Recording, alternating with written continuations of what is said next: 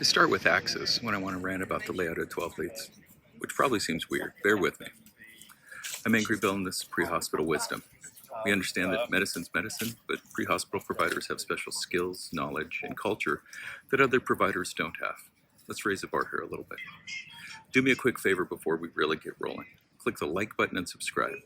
It helps more than you realize, and I would definitely appreciate it. One of the components of 12 lead interpretation is to determine the frontal plane axis.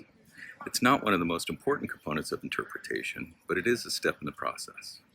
Axis is the heart's mean or average direction of depolarization.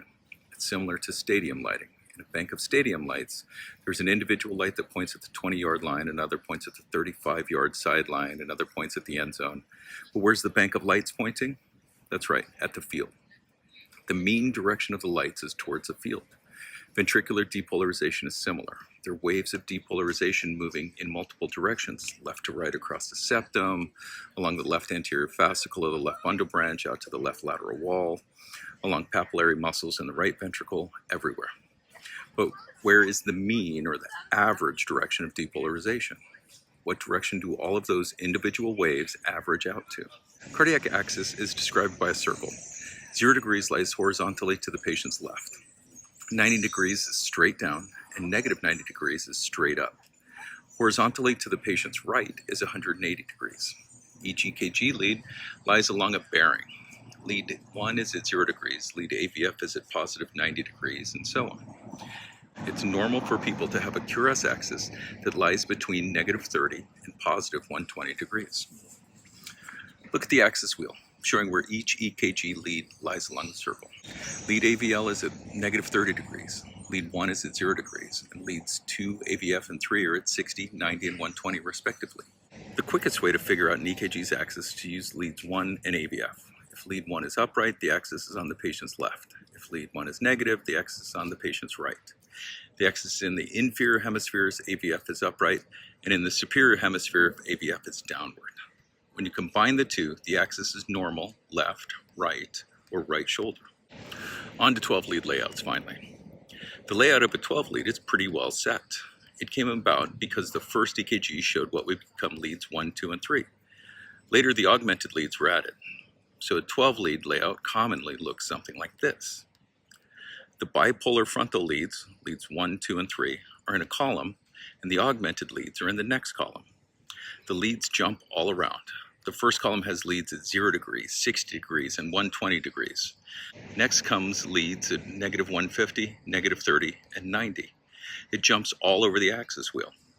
If we did the same thing on the precordial leads, it would go V2, V4, V6, followed by V3, V1, and V5.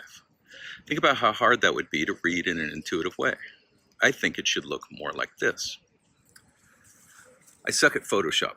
I'm a paramedic, not a Photoshopper. Not much of a YouTuber either. So you get this crappy taped together version. But you get the point I'm trying to make, right?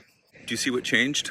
I think the layout should follow the axis wheel with the addition of negative AVR. The monitor's computer can print the opposite of each AVR deflection as easily as it can print AVR. So the first column shows AVL, 1, and negative AVR. The next column has 2, AVF, and 3. There would be several advantages to this. The 3 inferior leads are all together in a single column. The 2 high lateral leads, AVL and 1, are grouped together. Leads 1 and AVF, which are used to quickly calculate the axis, are side by side in the middle. Reversing all the waveforms on AVR means the lead becomes less useless and actually fits into the gap between 1 and 2. You can quickly glance at the 12 lead, see which leads are biggest, and know where the axis is. Why isn't the 12 lead laid out like this? Tradition, it seems like. Nobody has ever told me a good reason. Hey, this is future Angry Bill with an addendum. I did want to talk about the Cabrera format from Sweden. This example shows what I'm talking about. Along one side is AVL1, negative AVR, lead 2, AVF, lead 3.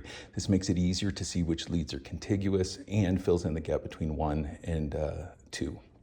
You have your V leads then listed out. Everything on the left side of the page is measured at half speed. So instead of 3 to 5 small boxes for a pure interval, normal would be 6 to 10 small boxes for a pure interval. Anything less than 6 small boxes is a normal QRS duration.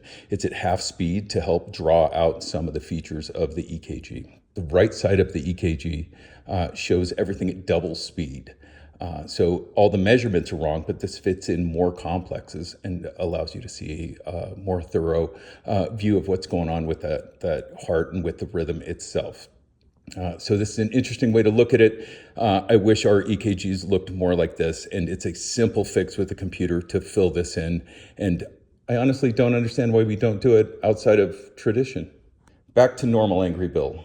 Future Angry Bill signing off. Let me know what you think of this. You can comment or send me an email in the address in the description. If you found any value at all from this video, please click like and subscribe.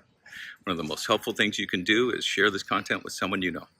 Click here for another video, or click over here, hold still, click over here for the channel page and all videos.